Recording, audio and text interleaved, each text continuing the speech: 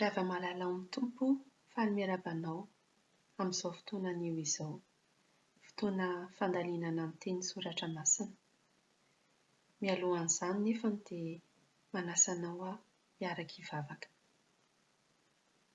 Ray masina sy tsara indrindra any an-danitro, mbola misaotra anao izay noho izao fotoana izao.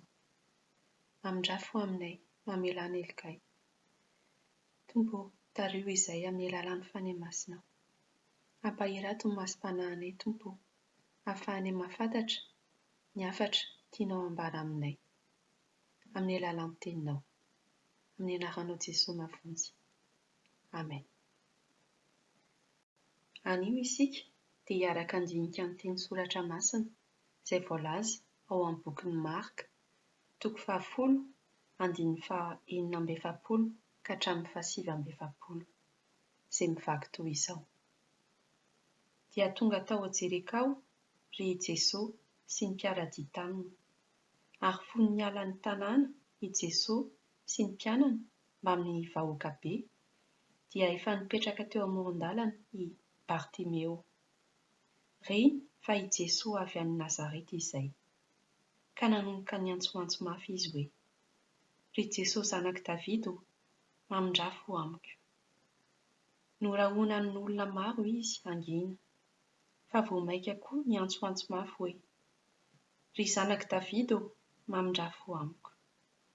Ary nijanona i Jesosy ka nilaza hoe: antsoy izy. Mety hoy ianao angambany hoe: vahoaka maro be nanaraka an'i Kristy, izany hoe mety betsaka ny feo manodidina mety ho re. Tamin'ny fomba ahoana moa no nandrenesan'i Kristy ny feon'ny Bartimeo, nefa izy mety nitoetra amin'ny toerana lavitra aminy? Ny zava-misy dia izao: re an'i Kristy nivavaka amin'ny kitsipo nataon'i Bartimeo.